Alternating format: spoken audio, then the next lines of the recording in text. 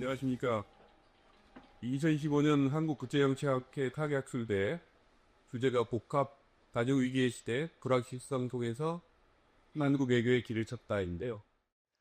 저희 세션 주제는 사이버 안보와 미중 기술 패권 경쟁입니다. 오늘 사이버 안보와 미중 기술 패권 경쟁 주제가 되게 큰데요. 오늘 발표자가 두 분이셔서 주제는 조금 좁혀지겠습니다. 첫 번째 발표는 양정현 박사님께서 미국 주도 사이버 국제 협의체 및 양자 협력 분석, 한미 사이버 안보 협력 비교 및 시사점을 주제로 해주시겠고요. 두 번째 발표는 김승현 박사님이 위협 인식과 해양 안보 전략의 상관관계, 한일 MDA 능력 구축을 사례로 이렇게 두 분이 발표를 해주시겠습니다. 토론은 첫 번째 주제 관련해서는 우리 모준영 공사 교수님께서 해주시겠고, 두 번째 주제는 이수견 국방대학 교수님께서 해주시겠습니다. 오늘 그 주제가 되게 어려운 주제니까 발표에 25분씩 드리겠습니다. 그리고 토론은 10분씩 하시고 진행받은 이제 좀 시간이 있을 것 같으니까 다시 질의응답을 좀 하는 식으로 해서 진행하려고 합니다. 네, 자, 그러면 우리 양정희 박사님 목소리 체크 되셨습니까? 네, 그럼 시작해 주시죠. 네. 네, 감사합니다. 제가 발표한 논문은 미국 주도 사이버 국제 협의체 및 양자 협력 분석, 한미 사이버 안보 협력 비교 및 시사점입니다. 먼저 이 글을 처음 시작하면서 가졌던 문제 의식을 나누고자 하는데요. 주지하듯이 미국은 강대국이고 사이버 안보 영역에서도 동일합니다. 사이버 공격이라는 것이 자국 내 발생하는 각종 사이버 범죄도 있지만 타국에서 유입되는 정치 외교적, 경제적 목적의 사이버 공격이 많고 경유국 등의 문제도 있기 때문에 국제 협력이 필수적입니다. 다른 분야와 마찬가지로 한국의 국제 협력은 미국이 1순위이지만 미국은 꼭 그렇지는 않거든요. 여기에는 양국 간의 안보 환경과 위협 인식의 차이가 사이버 안보 분야에도 존재함이 전제되어 있습니다. 미국의 국가정보국장이 ODNI가 매년 2, 3월경에 발표하는 연례 위협평가 보고서를 보면은 그 부분이 비교적 분명하게 드러나는데요. 미국의 위협은 1순위가 중국, 2순위는 러시아, 그리고 3순위는 이란, 그리고 4순위가 북한입니다. 한국은 북한의 위협이 가장 크고 강조하는 경향이 드러나고 북한의 위협에 경도되어 있다는 평가도 존재하는 현실입니다. 한국은 사이버 국제협력을 함에 있어서도 유일한 동맹국인 미국이 차지하는 부분이 가장 크고 미국이 중요한데요. 그렇다면 미국이 어떤 것을 어디에서 누구와 하는지를 찾아서 그것을 어디에서 우리와 할 수 있는지를 알아야 하는 것이 필요하다고 생각했습니다. 더 나아가서 미국이 우리와 어떤 것을 하고 싶어 하는지도 알아야 하고 그래서 시작한 연구임을 말씀드리고자 합니다.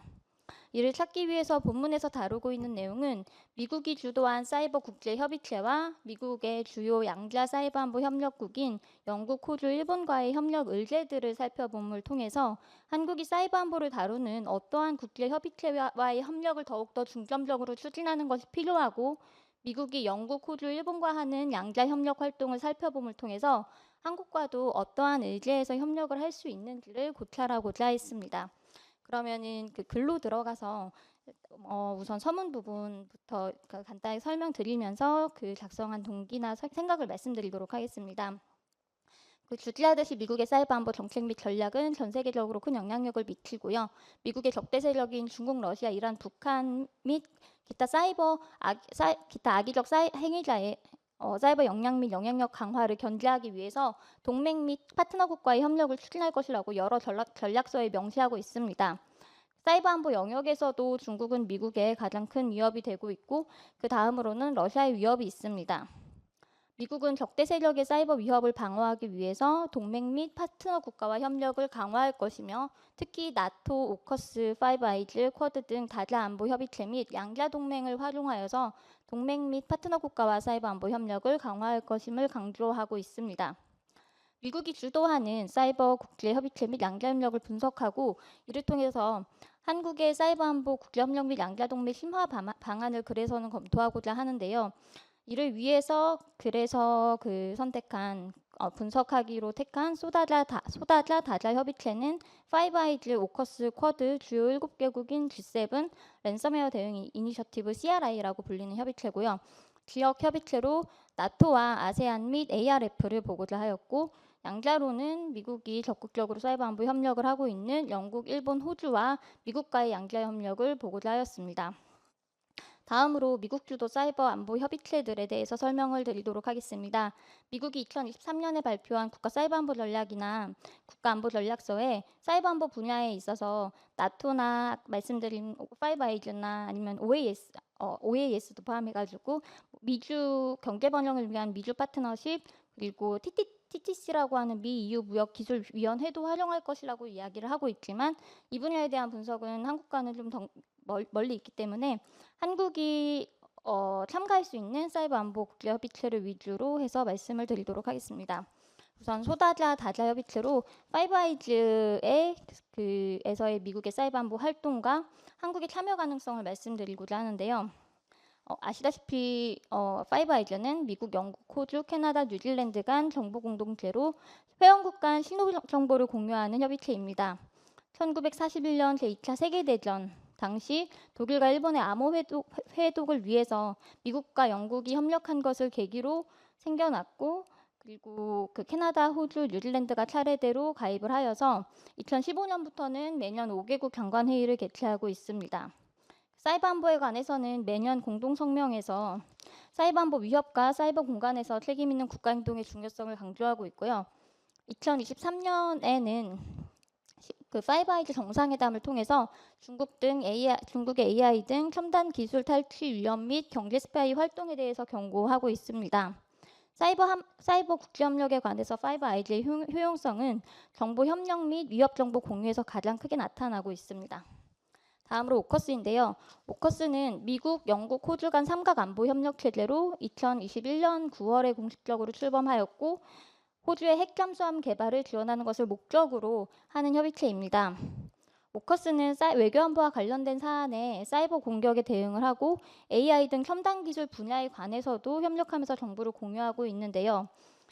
필러2라고 해서 인공지능, 사이버, 양자기술, 해저기술들을 논의하는 필러2에서 한국이 참여할 수 있다는 가능성이 논의된 바 있습니다. 즉 오커스의 필러1은 원칙적으로 확장하지 않는다는 방침을 가지고 있지만, 필러2의 확대 대상으로 일본에 이어서 한국, 캐나다, 뉴질랜드 등이 추가로 확대할 수 있는 입장을 가지고 있어서요. 이 부분에서 한국이 조금 더 협력할 수 있는 가능성이 있지 않는가라는 가능성이 있습니다. 다음으로 쿼드인데요. 쿼드는 중국 견제를 목표로 결성된 안보 협의체고, 트럼프 행정부와 바이든 행정부의 인도 태평양 전략의 핵심 협의체로 점차 제도화되고 구체화되었습니다. 쿼드의 참여국은 미국, 인도, 일본, 호주이고, 그리고 쿼드 플러스의 구상을 통해서 쿼드 체제를 확장하여서 한국의 참여 가능성을 시사한 바가 있습니다. 쿼드에서는 2024년에도 굉장히 많은 사이버 안보 의제들을 다루면서 협력을 했는데요. 상업용 해저통신 케이블 보호나 보안 소프트웨어 개발이나 쿼드 사이버 챌린지도 개최하고 있고, 사이버 역량 강화 프로젝티브 이니셔티브를 강화하고 주요 인프라 네트워크 보호, 그리고 허위 정보 활동도 하는 등 다양한 사이버 안보 협력 의제로 쿼드를 확장하고 있습니다. 다음으로 G7입니다. 주요 7개국인 G7은 한국은 의장국이 초대하면 참여하는 형식으로 참가할 수 있는데, G7 정상회의에서도 사이버 안보 의제에 대해서 다수 논의를 하고 있고, 2024년만 봐도 AI와 관해서 G7 내에 히로시마 AI 프로세스가 발전되고 있고, 이세시마 사이버 그룹 활동도 지속되고 있고, 기타 영향력 공장 대응 활동도 강화하고 있고, 랜섬웨어, 주요 기반 시설 사이버 위협 대응, IoT 보안, 이중 용도 기술의 수출 통제, 데이터의 자유로운 흐름을 강조하는 등의 다양한 의제들을 G7 정상들 간에 공유하고 있습니다. 다음으로 랜섬웨어 대응 이니셔티브인데요. 랜섬웨어 대응 이니셔티브는 미국의 주도로 2021년도에 발족되었는데요. 2021년도 발족 당시에는 30여 개국이 참가를 하였는데, 지금은 65개국이 참가를 하고 있고요.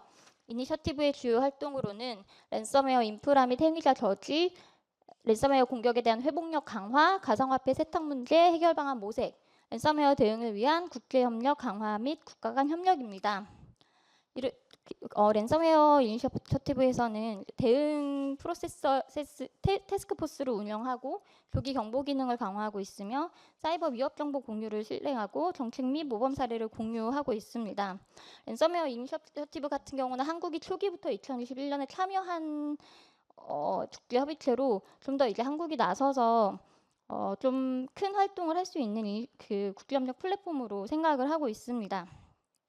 다음으로 지역 협의체인데요. 지역 협의체로는 나토와 아세안, ARF를 분석하였습니다. 나토는 아시다시피 2019년에 유럽과 북미 12개국에 의해서 창설되어서 현재 32개 국가가 참여를 하고 있고요. 사이버 공간에 대해서는 상당히 초기부터 2002년부터 프라하에서 그 사이버 안보 의제도 우리가 나토에서 다뤄야 된다라고 합의가 되었습니다. 그래서 2014년에는 사이버 공간을 나토의 제5의 작전 영역으로 지정을 하였고 사이버 공격에 대한 공동의 대응을 위한 방위 전략을 수립하였고 가장 중요한 나토의 핵심 조약이라고 하는 나토 조약 제5조 집단 방위 조항이 그 사이버 공간에도 적용이 되어서 사이버 공격을 무력 공격과 동일한 수준으로 간주해서 나토는 집단 대응하겠다라는 방침을 세웠습니다. 이후에 나토는 사이버 방위 정책을 통해서 회원국 간 사이버 안보 협력을 강화를 하고 있고 무엇보다도 그 사이버 위협 인텔리전스라는 CTI 공유를 적극적으로 하고 있고 회원국이 사이버 공격을 사전에 탐지 대응할 수 있도록 큰 지원을 하고 있습니다. 또한 전문 기구인 나토 CCDCOE, 하이브리드 COE, 스트래컴 등을 운영을 하고 사이버 코어리션이나 락트쉴드 등의 사이버 훈련을 매년 개최하여서 적극적인 사이버 안보 활동을 하고 있는 국제 협의체입니다. 마지막으로 아세안과 IRF를 봤는데요. 아세안은 동남아시아 지역 공동체의 발전을 목표로 창설된 그 사이버 안보랑은 조금 이렇게 멀리 있는 협의체라는 인식이 드실 텐데 2023년까지 그리고 거의 한 4차에 걸쳐서 아세안 미국 사이버 정책 대화를 개최를 하고 8차에 거친 사이버 안보 외교장관 회의도 개최하고 있으며 가짜뉴스에 관한 활동을 굉장히 적극적으로 펼치고 있습니다. 그리고 그 아세안 안보협의체인 ARF에서는 그 2012년에 처음으로 이제 사이버 안보 보장에 대한 협력 성명서를 채택을 하고 사이버 안보 분야의 신뢰 구축을 위한 연구 그룹을 총 9차례 개최하였습니다. 이 역시도 이제 가짜 뉴스나 허위 정보 조작 활동을 열심히 수행을 하고 있고요. 제가 그 ARF에 관한 그 사이버 안보 활동을 좀 봤었는데 생각보다는 좀 이렇게 약간 그런 CBM 신뢰 구축 조치 이 부분을 좀 많이 하고 있고요. 그 CTI나 그쪽은 좀 약하지 않나라는 생각은 들긴 했습니다. 다음으로 미국의 사이버 안보 양자 협력을 보고자 하는데요. 저희가 한국에서 이제 미국의 사이버 안보라고 한다면은 한미 간의 협력이 어떻게 되고 좀 그런 부분들을 위주로 보는데 그럼 미국이 영국과는 어떻게 하고 미국이 호주와는 어떻게 하고 미국은 일본과는 어떻게 해서 그 각각이 하는 의제들을 어떻게 한국에 가져올 건지를 중심으로 좀 보고자 하였습니다. 그래서 우선적으로 이제 미국과 영국의 사이버 안보 협력을 보자면은 미국과 영국은 오랜 동맹 관계를 바탕으로 전통 안보 분야에서의 안보 협력에 이어서 협력의 범위를 확장하여서 사이버 안보 분야에서도 긴밀한 협력을 지속하고 있습니다. 영국은 미국이 굉장히 특수관계의 국가로 가장 중요한 동맹이자 파트너이기 때문에 굉장히 관계에 큰 중요성을 부여하고 있고 미국과 영국 간의 사이버 안보 협력은 거의 전 분야에 일어나고 있다고 생각하시면 됩니다. 위협 정보 공유나 사이버 범죄 대응, 국방 사이버 협력에서의 AI 영역에서의 다양한 협력까지 지속하고 있고요. 무엇보다도 영국과 미국 간의 그 양자 동맹도 굉장히 공고하지만 파이브 아이즈나 오커스나 이런 다자 협력체에서도 자주 대면하기 때문에 굉장히 거의 전 분야에 걸쳐가지고 서트에서까지 위협정보 신속대응팀에서까지 다양한 협력을 하고 있다고 보시면 됩니다. 그리고 또한 한 2, 3년 전부터 굉장히 대두됐던 FIMI라고 하는 해외 정보 조작 및 개입의 대응도 함께하고 있고 인공지능 분야에 대한 협력도 활발하게 하고 있습니다. 다음으로 미국과 일본의 사이버 안보 협력인데요. 미국은 1951년에 미일 상호 안보 조약을 통해서 공식적으로 일본과 안보 협약을 체결한 이후에 쿼드가 부상되고 인도태평양 전략이 발전되면서 양자 간의 관계가 진화되고 있습니다. 그래서 미일 간의 안보 인식은 그 중국의 위협이 부상되면서 이제 재래식 안보 분야를 넘어서 사이버 공간으로도 전이가 되고 있고, 이제 북한의 핵탄도 미사일 개발과 랜섬웨어 공격의 증가 등에 따라서 이제 일본이 굉장히 북한의 위협을 어느 때보다 심각하고 임박한 위협으로 여기고 있음에 따라서 일본은 더욱더 활발한 국제협력을 추진을 하고 있습니다. 일본도 국제협력에 있어서 미국과의 협력을 핵심으로 강조를 하고 있고요. 2011년 양국은 안보협의위원회 공동성명에서 사이버 공간을 상호 관심 분야로 포함시키면서 주요 기반 시설, 정보 보안, 우주 시스템의 회복력 증진 등을 위한 사이버 안보에 관한 양자 전략 정책 대화 창설에 합의하였고요. 정기적으로 미일 사이버 안보 대화를 개최를 하고 있습니다. 또한 한국도 이제 한미 동맹 내에 사이버 의제가 들어간다라는 것을 명시를 했는데, 일본도 비슷한 시기에 미일 동맹 프레임워크 내에서 사이버 안보 협력이 포함됨을 명시적으로 언급하고 있습니다. 그리고 그 일본은 파이브 아이즈 협력을 통해서도 이제 그 파이브 아이즈 국가는 아니지만 파이브 아이즈 협력을 통해서도 사이버 억제를 하기 위해서 노력을 하고 있고, 또 다양한 20년 이상 사이버 위협 정보를 실시간 미국과 공유하여서 그 사이버 안보를 지키기 위해서 그 미국을 적극적으로 활용하기 위해서 협력을 위해서 노력하고 있습니다. 마지막으로 이제 양자 관계는 미국과 호주의 사이버 안보 협력인데요. 미국과 호주는 그 1차 세계대전과 2차 세계대전 주요 군사 충돌에서 이제 함께 싸운 국가라는 그 식을 바탕으로 긴밀한 파트너십을 유지를 하고 있고, 그 1951년에 그 호주, 뉴질랜드, 미국과의 엔저스 안보 조약을 통해서 처음 이제 그런 그 안보 관계가 공식화되어서 이 엔저스가 미국과 호주와의 안보 관계의 바탕이 되고 있습니다. 오랜 동맹 관계를 바탕으로 하는 양국은 중국이라는 공동의 위협에 대처하기 위해서 사이버 안보 분야에서도 다양한 그 협력을 전개하고 있고, 미국과 호주의 협력은 오커스 협정을 통해서도 이루어지고, 미호 사이버 안보 대화나 방어적 사이버 작전 역량 개발, 훈련 등을 통해서도 집단적인 우위를 보장하기 위해서 노력을 하고 있으며, 최근에도 굉장히 많은 자본을 투자해서 가상 사이버 훈련장을 공동으로 개발하겠다, 거의 미국이 주도해서 하겠다는 협정을 체결하였습니다. 미국과 호주는 파이브 아이즈 정보 동맹의 일원이고, 그 호주가 가진 지정학적 위치의 그 시긴트를 활용해서 그 미국이 사이버 안보를 하는데 또 호주가 이렇게 주고받는 것이 있다라고 알고 있습니다. 또한 이제 한국도 이제 공개 귀속이나 이제 공동 대응을 미국과 하고 있는데, 호주도 적극적으로 이제 사이버 공격자를 공개 귀속하는 활동을 미국과 같이 함으로써 사이버 위협에 공동으로 대응을 하고 있습니다. 그렇다면은 미국이 이런 활동들을 하고 있는데 한국은 어떤 활동을 미국과 하고 있고 어떠한 국제협력을 하고 있는지에 대해서 간략하게 말씀을 드리겠습니다. 그 한국과 미국의 사이버 안보 협력에 있어서 가장 중요하게 여겨지는 게 그 2023년 4월에 한미 간 체결한 전략적 사이버 안보 협력 프레임워크입니다. 여기에서 이제 동 프레임워크는 사이버 위협 억제나 핵심 인프라 보호, 사이버 범죄 대응, 암호화폐 및 블록체인 보안 강화에 대한 내용을 포함하는 굉장히 이제 폭넓은 이제 프레임워크였고, 이후에 이제 사이버 안보 고위 운용 그룹을 통해서 그 사이버 안보 협력을 지속하면서 가장 중요한 것은 이제 북한이 이제 핵미사일 등 대량 살상 무기를 그 가상화폐 해킹을 통해서 하고 있다는 거죠. 그 자산을 통해서 하고 있다는 건데, 여기에 대응하기 위한 이제 그 공동의 생각이 있기 때문에 적극적인 그 사이버 안보 협력을 추진하고 있는 현재입니다. 그래서 시사 간 그 NIS 시사와 이제 국가정보원 간에 이제 2023년도에 뭐 사이버 위협 정보 공유나 위기 관리, 인공지능 등 신기술 정책 협력을 위한 MOU도 체결하였고요. 그 미 군에서 추진하는 사이버 플래그에 이제 한국군이 같이 참여하는 것도 있고, 국방 사이버 정책 실무회 등을 개최하는 내용들도 있습니다.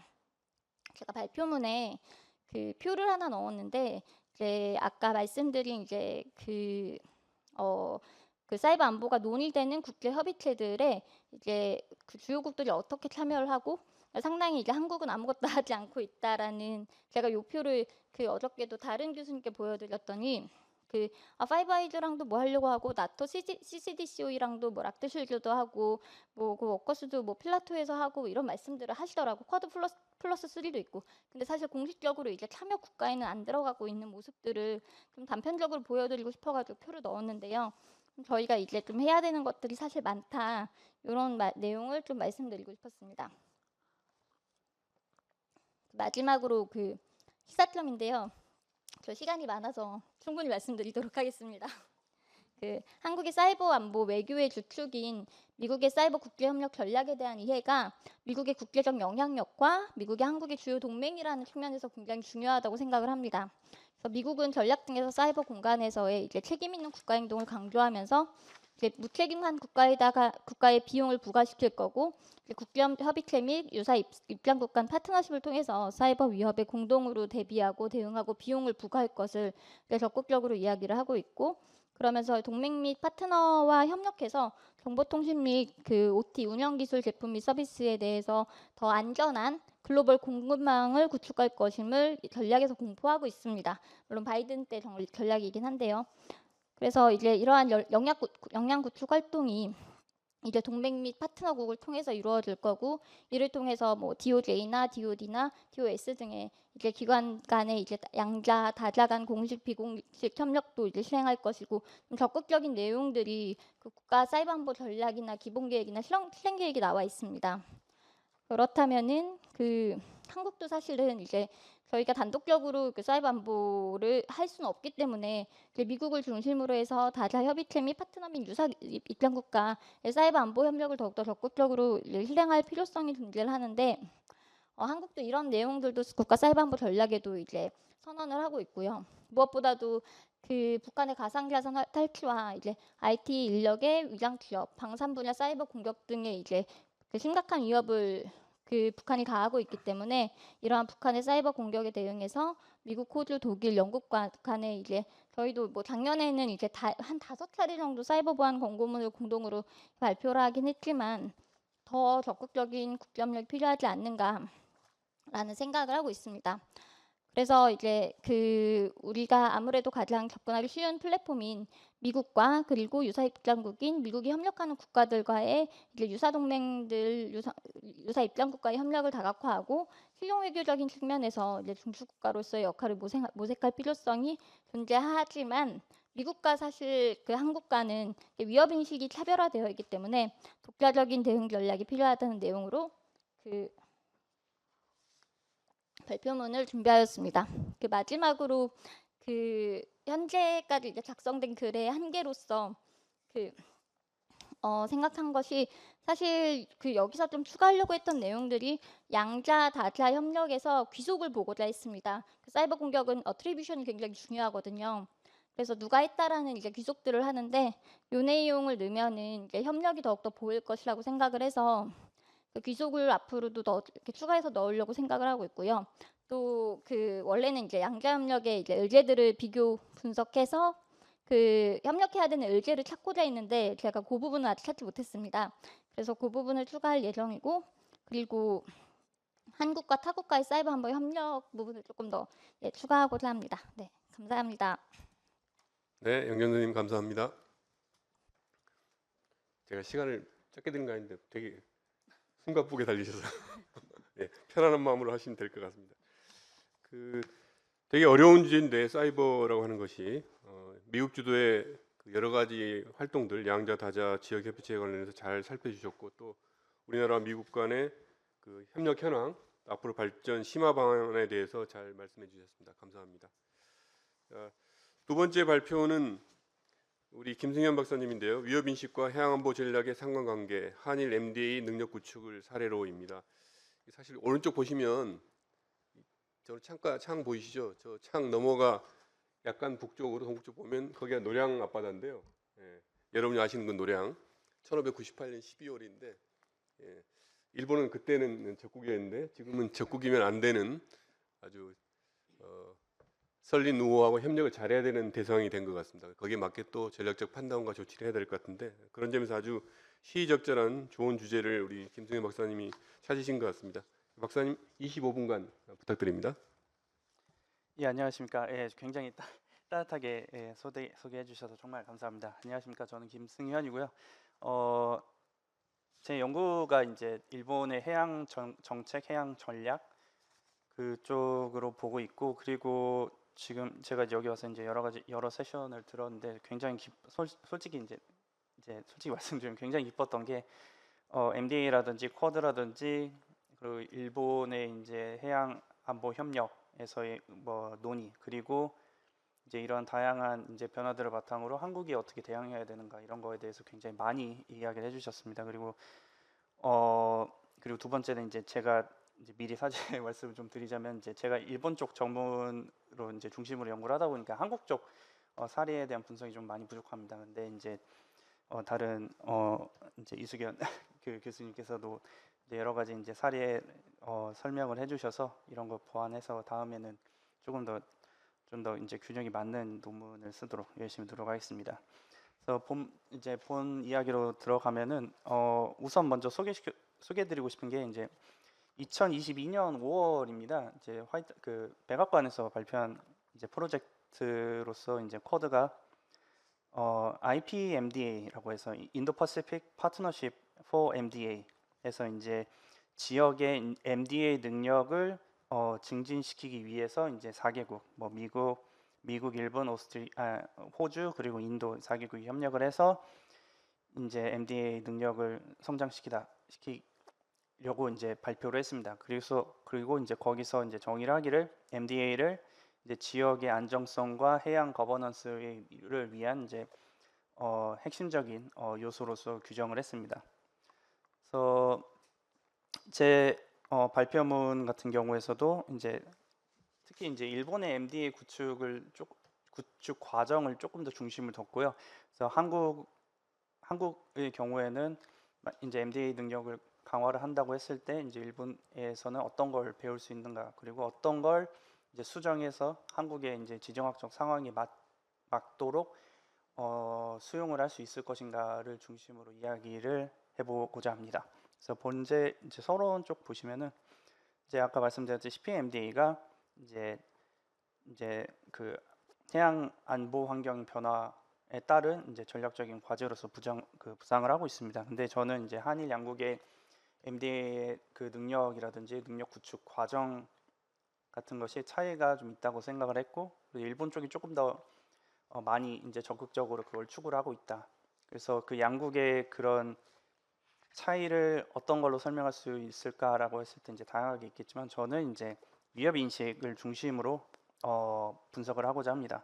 그래서 왜냐하면 이제 양국 같은 경우는 물론 다양한 지정학적 위치 인식 당연히 다르겠습니다만 그럼에도 불구하고 한일 양국이 굉장히 많은 점을 공유를 하고 있습니다. 예를 들면 이제 해양의 의존도가 매우 높다든지 경제와 에너지 안보라는 측면에서 해상 공간의 안정성이 굉장히 중요하다. 그리고 중국이 이제 해양 진출을 확대한다. 그리고 북한 그리고 중국도 포함을 해서 이제 불법 해상 활동 혹은 불법 어업 조업이라든지 뭐 다양한 전통적 및 비전통적 안보 위협들을 공유를 하고 있습니다. 그럼에도 불구하고 이제 양국의 이제 MDA에 대한 정책적인 우선순위가 좀 차이가 많다라고 생각을 하고 이거를 설명을 하고자 합니다. 그래서 이제 본문 쪽으로 들어가시면은 이론 틀은 그냥 간단하게 보겠습니다. 저도 그 얘기를 하면서도 좀 단점이 많이 떠올라서 그래서 이제 쉽게 말씀드리면 신현실주의와 신현실주의라고 하는 즉 이제 국제사회에서의 힘의 차이, 밸런스 오브 파워를 전제로 하고 이제 국내적인 요소를 이제 분석에 넣습니다. 그래서 저 같은 경우는 이제 위협 인식, 그 정치 지도자들의 위협 인식을 중심으로 넣고 이제 국가 행위의 좀 더 구체적인 국가 행위를 설명을 하고자 합니다. 그래서 이제 밸런스 오브 파워의 변화랑 국가 행위에서 그 양국 이 두 개를 붙였을 때 생길 수 있는 약간 이상한 점이라고 해야 될까요? 좀 이제 자세하게 설명하지 못하는 부분을 국내적인 변수, 즉 여기서는 이제 위협 인식을 통해서 이제 분석을 해보고자 하려고 합니다. 예, 그리고 이제 일본 사례로 좀 이제 넘어가면 이제 약간 뜬금이 없이 이제 갑자기 이제 동남아시아에 대한 접근을 들어갔는데요. 이제 제가 이건 실수를 한 게 그러니까 조금 더 자세히 설명을 드렸어야 되는데 이제 제가 이제 MDA 강화라고 했을 때 이제 크게 이제 두 가지 측면으로 분석을 했습니다. 첫 번째는 이제 국내적, 두 번째는 이제 국제적인 다자간 협력이라는 그 두 가지 특징으로 보고 나중에 설명드리겠습니다. 국제적인 측면에서도 다자간이냐 양자간이냐 이런 식으로 이제 분석을 했습니다. 그래서 이제 국제적인 변화의 전제 그 백그라운드 설명의 측면을 담아서 이제 일본의 동남아시아 접근을 먼저 설명을 드린 것입니다. 그래서 이제 짧게 넘어가겠습니다. 그래서 일본의 동남아시아 지역이 전후 한 10년 될까 말까 한 시점부터 시작을 굉장히 이르게 했습니다. 그래서 왜냐하면 이제 전후 이제 국제사회 복귀라는 측면 그리고 이제 전후에 그 무너져버린 일본의 그 국내 경제를 살리기 위한 크게 이제 두 가지 목적으로 이제 동남아시아를 선택을 했는데 그래서 굉장히 성공을 잘 했습니다. 그래서 특히 이제 소득 배증 정책이라고 하는 이제 일본의 이제 수출 정부 주도형 수출 주도형 경제 성장이 굉장히 성공을 이뤘는데 그래서 이게 이제 일본에도 도움 줬지만 이제 동남아시아 지역 자체 이제 경제 성장에도 도움이 줬습니다. 근데 당연히 이제 환영을 받을 줄 알고 갔더니 실제로는 그렇지 않았다는 겁니다. 그래서 짧게 말씀드리면 이게 이제 ODA가 아니라 그냥 그 지역 내에 일본의 이제 비즈니스 찬스를 넓히기 위한 도구로서 쓰였다. 그리고 이게 무슨 뭐 공헌이 아니라 장사 속이었다. 쉽게 얘기하면 그렇습니다. 그래서 비판을 많이 받았고 그래서 이제 후쿠다 독트린이라는 거를 제시를 해서 이런 이제 ODA 경제 협력의 내용도 질적인 측면도 바꾸고 양적인 측면도 이제 3년에서 5년 단위로 2배씩 늘리겠다 이런 식으로 제시를 했습니다. 그래서 굉장히 잘 대처를 해 왔었는데 이제 90년도부터 이제 일본의 동남아시아 접근에 결정적인 변화가 왔습니다.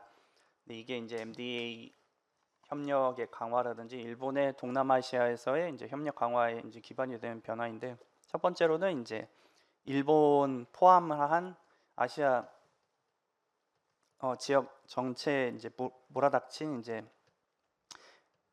아시아 금융 위기 그렇게 해서 이제 일본이 이제 양적인 목표를 제시를 하면서 이제 두 배로 이렇게 늘리는 것에 대해서 굉장히 이제 재정적인 압박을 받게 되었습니다. 그리고 두 번째는 동남아시아 지역 자체도 이런 비전통적 안보 위협 좀 더 구체적으로 말씀드리면 해적이랑 무장장도 이제 안보 위협이 굉장히 많이 늘어나는데 단적으로 말씀드리면 95년도에 132건에서 2000년도에 471건으로 증가를 했습니다. 그리고 그 중에 약 절반 이상은 동남아시아에서 발생을 했는데요. 그리고 이 시기에 이제 알론드라 레인보우 사건이라는 사건이 이제 99년에 발생을 했는데 짧게 말씀드리면 일본인 소유인 이제 선박이 납치됐다가 이제 구출된 사건입니다. 그래서 이게 결정적으로 동남아시아에 있었던 해적과 안보 위협이 남의 나라 이야기가 아니라 일본의 안보 위협이다. 그래서 뭐 일본화 혹은 이제 영어로 이제 자파나이제이션이라고 해서 이제 일본의 주요 안보 위협으로 인식을 하게 된 계기가 있었습니다. 그리고 세 번째는 그러면은 이거를 해결하기 위한 지역 내 노력은 무엇인가라고 했을 때 굉장히 제한이 됐다는 게 아마 이제 나중에 이제 이수견 선생님이나 이수진 선생님께서 훨씬 더 잘 아실 텐데 이제 이 말라카 해협이나 이제 동남아시아 쪽의 이제 지리 구조가 굉장히 복잡해서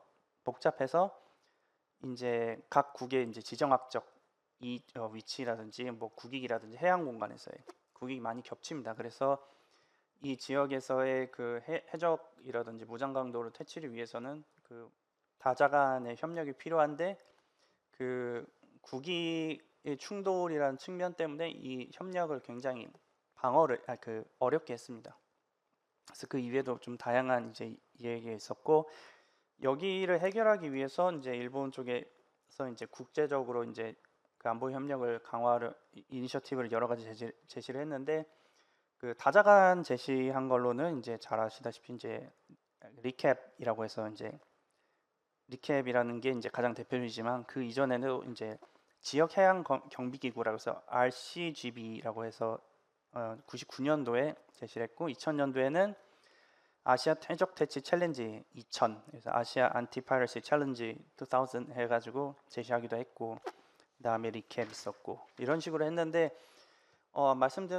아시다시피 이게 그렇게까지 구체적인 성과로 이어지진 못했습니다. 이게 리캡 이후에 이제 그 해적 관련 그 정보 공유 센터가 이제 싱가포르에 2006년에 설치된 거는 있었는데 이제 거기서 이제 뭐 공유가 있긴 했는데 그게 굉장히 느슨합니다. 그래서 이제 엄청나게 결정적인 뭐 변화를 이끌어내지 못했고요. 그래서 그 다음에 그와 동시에 이제 일본이 추진했던 것이 이제 양자간 접근입니다. 그래서 이제 다자간이 이제 구체적인 성과를 내기가 쉽지가 않다라고 생각을 했고, 그래서 이제 일본 같은 경우는 이제 양자간 전략으로 해서 이제 구체적인 이제 지원 전략을 가지고 이제 국가들에게, 동남아시아 국가들에게 접근을 했는데, 특히나 이제 말레이시아, 인도네시아, 베트남 그리고 필리핀 이렇게 4개 국가가 이제 주요 타겟이 됐습니다. 그래서 이 같은 경우에는 굉장히 적극적으로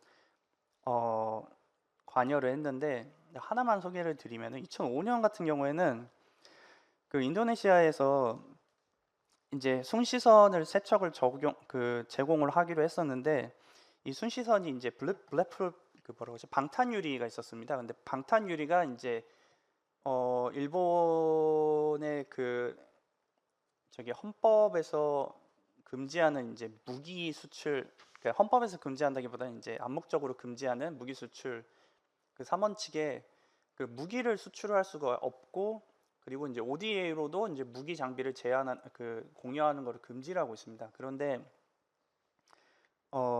이거를 우회하는 형태로 인도네시아에다가 그 순시선 3천억을 제공을 했습니다. 그래서 어떻게 하냐면 이제 별도 이제 협약을 맺어서 이거는 무조건 이제 법 집행으로만 사용할 것.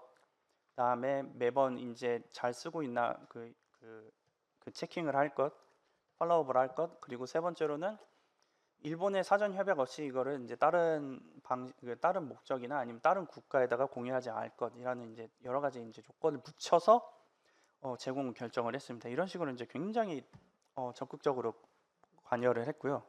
그래서 2010년 이후에는 좀 더 본격적으로 됐는데, 이제 뭐 잘 아시니까 이제 넘어가겠습니다. 뭐 베트남, 필리핀 사이에 이제 영토 분쟁이 가속화가 됐었고, 그리고 2010년도에 이제 일본 센카쿠 제도 주변에서 조업 중인 이제 중국 어선을 이제 그 해상보안청이 이제 이제 체포를 했는데, 거기에 대해서 이제 중국이 풀어라, 일본이 싫다라고 하니까 이제 중국 측에서 이제 히토류 수출 제한을 포함을 한 제재를 포함해서 이제 압박을 해서 일본 측에서 이제 양국 간의 이제 우호적인 관계를 위해서 풀어주겠다라고 해서 풀었는데, 이제 그때도 이제 일본의 중국에 대한 이제 인식이 굉장히 안 좋아졌고요. 그리고 이제 좀 더 결정적인 것은 이제 2012년도에 이제 일본 정부가 이제 센카쿠 제도를 이제 그 국유화를 할 것을 이제 발표를 했습니다. 근데 그게 이제 중일 관계에서는 굉장한 압수가 됐습니다. 그래서 2012년 9월 그 국유화 발표 이후부터 잘 아시는 이제 그 중국 해양 경찰, 중국 그 코스트가드라고 하겠습니다. 코스트가드랑 이제 중국의 이제 어선들이 한꺼번에 쭉 가서 그 센카쿠 주변 이제 해역을 빙글빙글 도는 겁니다. 아니면 주변에서 그냥 둥실둥실 떠 있는 겁니다.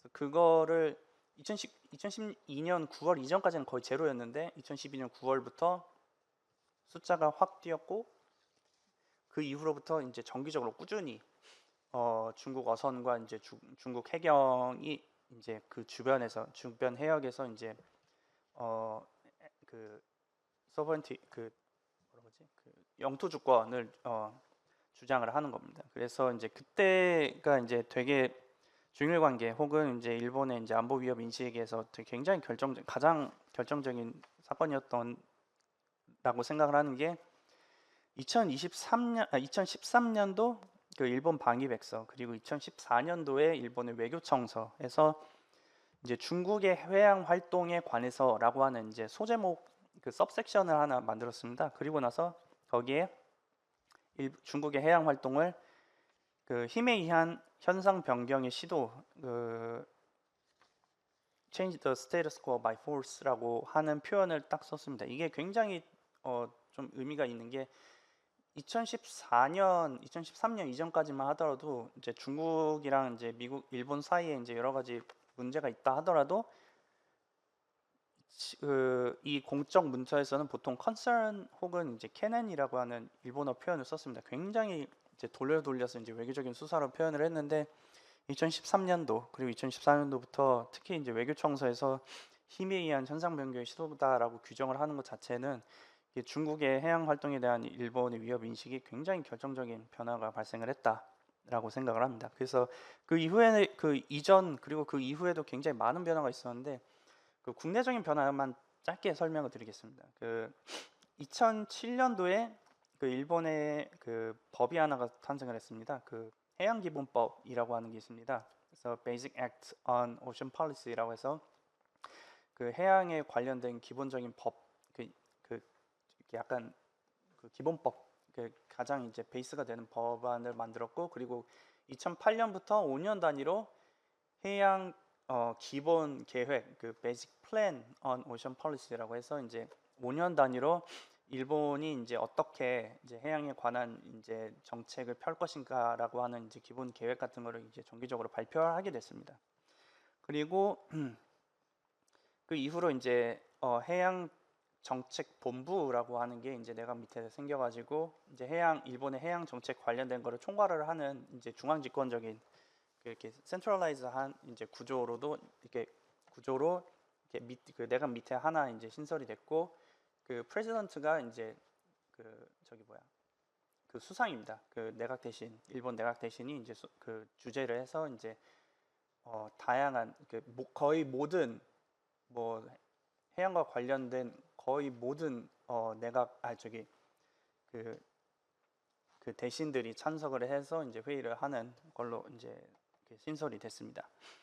그리고 2013년도에 이제 뭐 NSS, 뭐 NSC, 뭐 이런 여러 가지 이제 의미 있는 변화가 있었는데, 특히 이제 2013년도에 발표된 이제 NSS, 그 National Security Strategy라고 하는 이제 일본에서 최초로 발표된 이제 안보 전략에 관한 이제 공적 문서였는데, 거기서 MDA를 이제 열리고 안정된 해양, Open and Stable Seas, 이게 이제 일본의 그 해양 전략 목표인데, 이거를 추구하기 위한 핵심 능력으로 규정을 했습니다. 그래서 2년간 연구를 해서 발표된 것이 이제 일본의 MDA에 대해라고 하는 문서이고요. 여기서 이제 MDA의 전략적인 목표, 그다음에 MDA의 그 일본의 이제 정의, 그래서 그를 위한 이제 구체적인 대응 방법 같은 거를 이제 제시를 했습니다. 그래서 이제 그 이후에 이제 대응을 크게 두 개로 하면은 짧게 설명드리겠습니다. 첫 번째는 이제 우미시루라는 겁니다.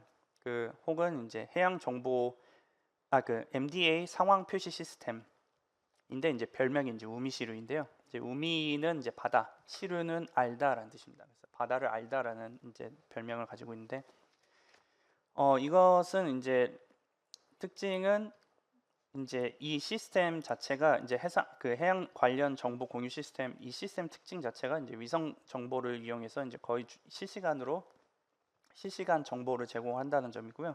그다음에 두 번째는 이게 이제 일본의 정부기관 사이에 그 해양 관련 정보를 포함한 해양 안전보장 관련 정보를 포함한 모든 정보를 공유하는 중앙 플랫폼으로 자리 잡은 겁니다. 그래서 일반적인 일본 국민들도 쓸 수 있는데 그 일반 대중에게 공개된 자료, 그다음에 일본 정부 기관들끼리 공유하는 자료, 그리고 세 번째는 정부 기관 중에서 안전보장에 관련된 기관들만 공유하는 정보, 이렇게 세 가지 층으로 분류를 해서 정보를 공유를 하고 있습니다. 그래서 저는 제 주장 중에 하나가 이제 MDA 같은 경우는 제일 중요한 것 중에 하나가 이제 해양 정보를 해양 정보를 수집하고 파악하고 공유하는 것이다라고 생각을 합니다.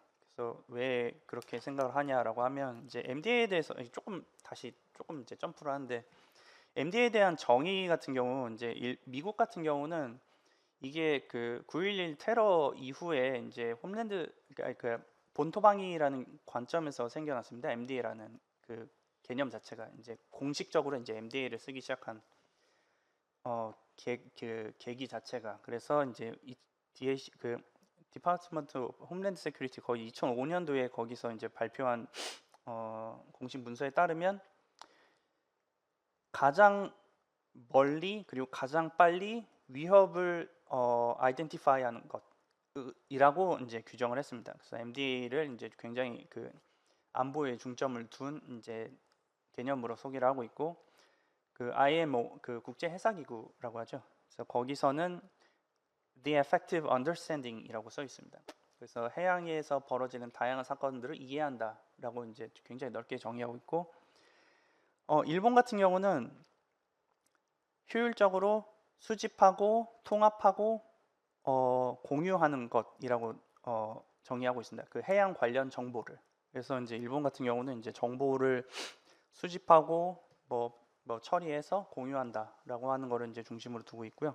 그리고 두 번째 이제 이건 국내적인 변화였고, 이제 국제적인 변화도 2013년도 이후부터 굉장히 본격적으로 이제 특히 이제 동남아시아를 중심으로 이제 협력을 강화를 했습니다. 그 아까 그 다른 세션에서 나왔던 얘기인데, 이제 그 ODA 전략적 활용, 그 strategic use of ODA라는 개념이 이제 본격화된 게 2013년도에서 2015년도 사이, 저는 이제 아마 15년도가 아닐까 생각을 하는데, 그래서 ODA라는 것이 원래는 이제 안전보장이라든지 그 뭐 군사 이런 거에서는 엄격히 분리가 되어야 된다라고 이제 명시를 했었는데, 2015년도에 발표된 것 겁니다. 2013년이었나 5년이었나 그 개발 원조 대강 그 DCC라고 해서 이제 거기에 그 이제 개발 협력 대강 원조 대강 이라는 이제 그 서류가 있는데, 거기서 그 안보 환경의 변화를 굉장히 무섭게 표현을 하고 있습니다. 그래서 기존에는 약간 이제 투명하게 이제 약간 이제 돌려서 국제 공헌해야지 좋은 게 좋은 거지, 인류를 위해서, 그리고 우리 그 일본은 부자니까 약간 당위적인 측면으로 접근을 하자면, 2015년도에서는 일본의 국가 내셔널 인터레스트, 그러니까 국익을 위해서 그 국가의 목표를 달성하기 위해서라고 하는 그런 전략적인 목표 달성을, 그러니까 전략적인 시점에 당위성이 이제 그 문서에 점점 그 담기기 시작을 합니다. 그래서 그 이후부터 이제 더욱더 이제 그 ODA를 통한 이제 지원을 확대하기도 하고, 이제 특별한 재밌는 사례 하나만 더 소개를 하자면,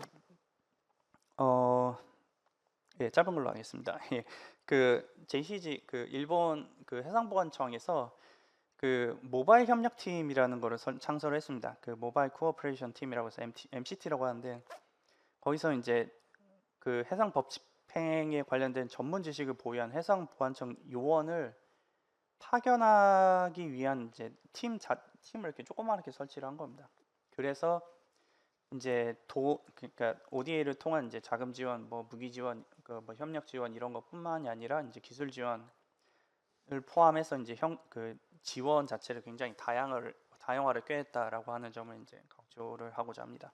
그래서 그리고 한국 같은 경우는 저도 이제 한국인이지만 이제 굉장히 자신이 없는 게 그 MDA에 대해서, 혹은 이제 뭐 해경과 해군의 협력이라는 것이 얼마나 진전이 됐을까라는 건 저도 아직 이제 연구가 부족해서 확실히 말씀을 못 드리겠습니다. 일단 지금 제가 가지고 있는 것 위주로 설명을 드리겠습니다. 그래서 일본 같은 경우랑 비슷하지만 조금 다른 게, 이제 한국 같은 경우는 이제 동남아시아 접근이 물론 이제 경제적인 것도 있기는 하겠지만 그 동남아시아 국가들과의 관계 강화를 통해서 공산주의 확산 저지라고 하는 이제 미국의 지역 전략이라는 측면에서 설명을 하고, 그다음에 보통은 이제 혹은 이제 남한과 북한 사이의 그런 정통성을 둘러싸고 이제 국가들과의 이제 관계 강화를 시도를 했다. 라는 점을 특징으로 들 수 있습니다. 근데 이제 그 이후에 이제 그러니까 그 이후에도 이제 한국 같은 경우는 이제 동남아시아 국가들과 이제 국가 관계를 강화하려고 했는데 이제 그 동남아시아 지역에서 이제 반응이 조금 뜨뜻미지근했습니다. 왜냐하면 이제 이제 동남아시아 같은 경우는 이제 협력을 강화해서 이제 경제 지원을 받고자 했는데 그런 면에서는 한국은 그 당시만 해도 아직은 이제 중견국 정도였었고 그리고 이제 북한과의 관계도 있었기 때문에 굉장히 이제 천천히 진행이 됐다가 이제 80년대 후반 혹은 90년대 중반 뭐 이때 즈음부터 이제 한국이 특히 이제 90년대 이제 중반에 이제 한국이 이제 어디 수원국에서 공역으로 전환된 거를 이제 계기로 해서 이제 코이카 파견하고 이제 동남아시아 국가들을 대상으로 한 사업을 확대를 했다라고 생각을 합니다. 그래서 그 이후에도 이제 계속 협력을 접근을 했는데 그 중에 이제 가장 대표적인 것이 그 김대중 전 대통령께서 이제 제시한 이제 동아시아 공동체가 이제 아마 가장 대표적인 게 아닐까 생각을 합니다. 그래서 EAFTA라든지 동아시아 투자지대라든지 뭐 경제 협력이라든지 정치안보 협력 뭐 여러 가지 제시를 했는데 이게 조금 구체화가 덜 된 이제 이유 중에 하나가 이제 아마 일본의 경우에서도 비슷하게 제시할 수 있을 것 같은데 이제 지정학적인 입장들이 이제 충돌을 했다라는 것.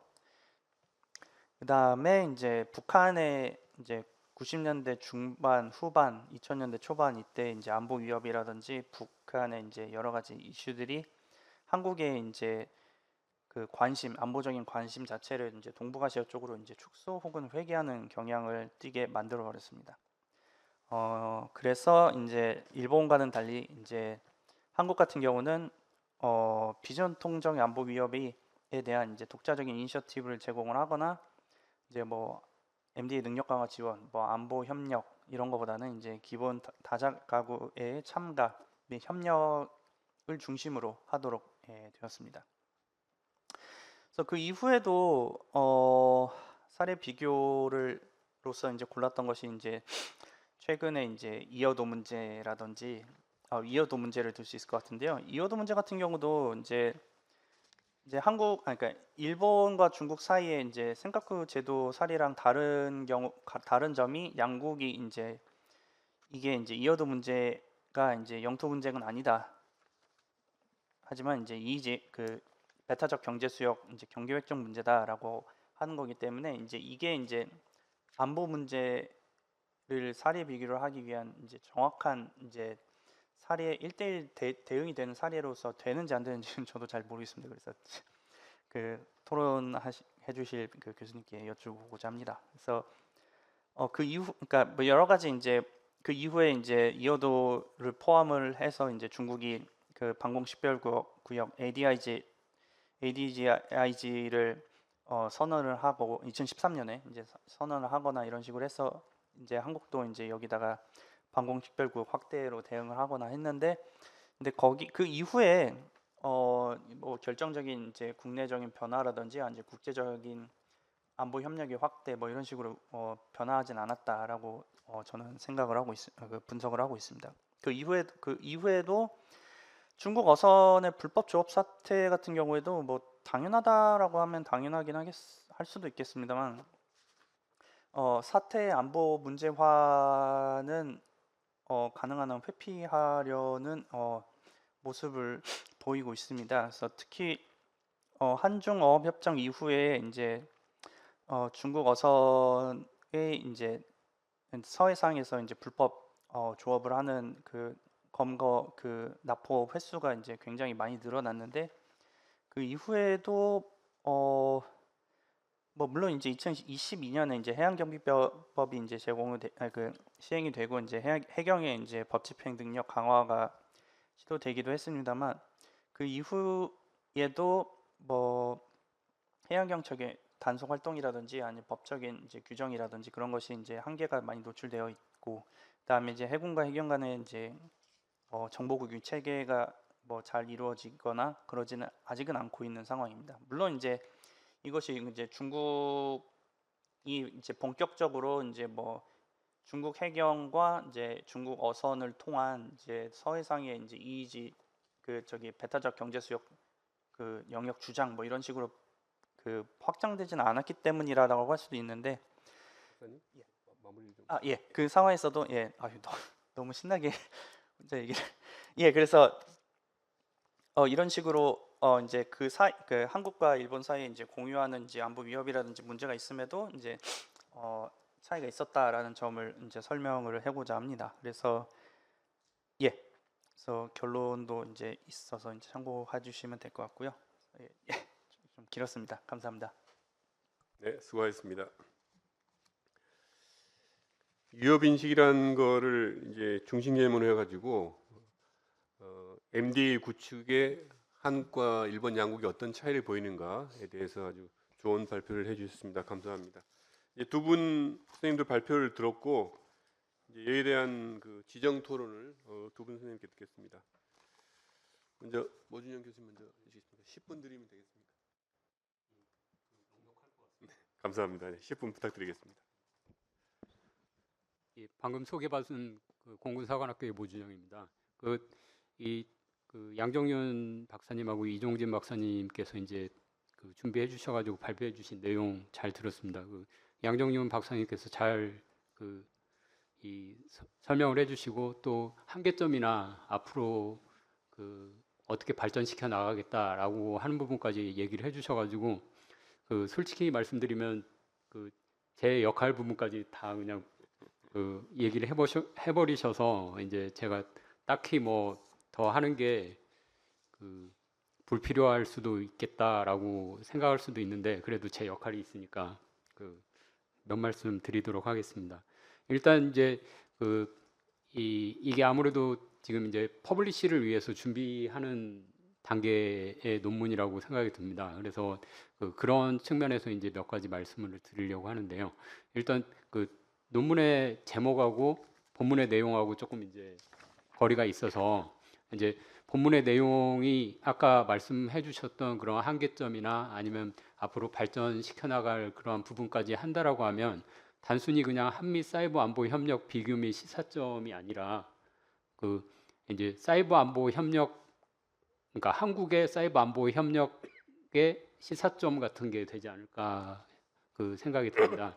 그리고 이미 이제 이 지금 현재 발표해 주신 그 내용을 보면 그 미국 주도의 그 사이버 안보 관련 양자, 소다자, 다자 지역 협의체들을 잘 분석을 해 주셨습니다. 그리고 이 국제 협의체나 양자 협력도 이제 잘 소개해 주시면서 우리 한국의 그 현재 국제 협력이나 이 앞으로의 방향까지 이제 어느 정도 제시해 주셨다라고 생각이 드는데 그 서문에서 이제 원래 하겠다라고 하는 부분이 조금 덜 돼 있어서 근데 그건 이제 그 논문에 전혀 없는 것은 아니고 이제 논문에 산발적으로 조금 나와 있긴 합니다. 그러니까 가령 이 뒤에 보면 이 파이브 아이즈의 효용성 같은 경우에 있어서는 정보 협력 및 위협 정보 공유에서 가장 큰 역할을 한다라든지 아니면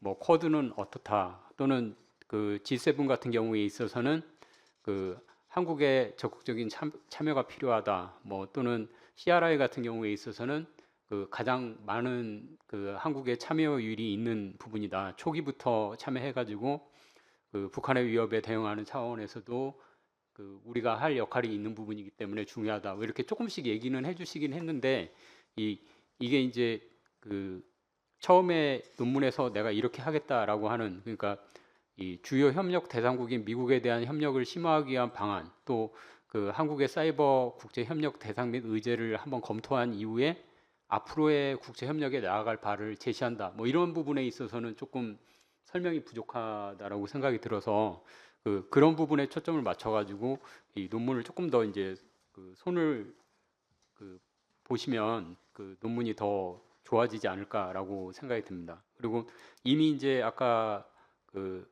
이 발표하시면서 한계라고 이제 얘기를 하고 또 다른 한편으로 이제 원래 의도했던 게 이런 거다라고 이제 설명한 것 중에 하나가 이제 양자 협력에 있어서 미국이 영국과 미국이 호주와 미국이 일본과 맺고 있는 그러한 그 관계에 대해서 사이버 안보 협력 관계에 대해서 이제 설명을 잘 해주셨는데 그것이 우리 한국에게 갖는 그 함의 같은 것은 나타나 있지 않아서 조금 이제 그런 부분을 추출해가지고 보여주시면 그러면 우리 한국도 미국과의 양자 관계뿐만 아니라 이러한 그 호주나 일본이나 이런 국가들하고도 또 양자 관계를 더 확대시켜야겠다라고 하는 걸 이제 보여줄 수 있을 것 같습니다.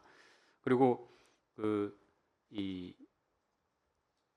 아까 이제 이건 이제 그 양정윤 박사님께서 하신 건 아니고 이제 김승현 박사님이 얘기를 하셨는데 김승현 박사님 같은 경우에 있어서 이제 일본 같은 경우에 있어서는 아예 그 다자 협력으로부터 얻을 것이 없다라고 생각을 해가지고 다른 걸 한다라고 이제 그러니까 이제 양자 협력에 치중한다라고 얘기를 했는데 우리도 이제 그 사이버 안보 협력 관련해서 지금 이제 그 다자 협의체와 관련된 내용도 이제 검토를 하고 계시는데 그것 가운데 어떤 것은 우리가 굳이 그것에 참여할 필요가 없다라고 하는 것도 이제 같이 분석을 해주시면 그 앞에서 처음에 얘기하신 그러한 그 사이버 안보 협력 관련해서 그 국제 협의체 가운데 다자와 양자 그걸 이제 미국 중심의 미국 주도의 그 협의체 중심으로만 우리가 갔었는데 이제 다른 방향으로 더 확대하는 데 있어서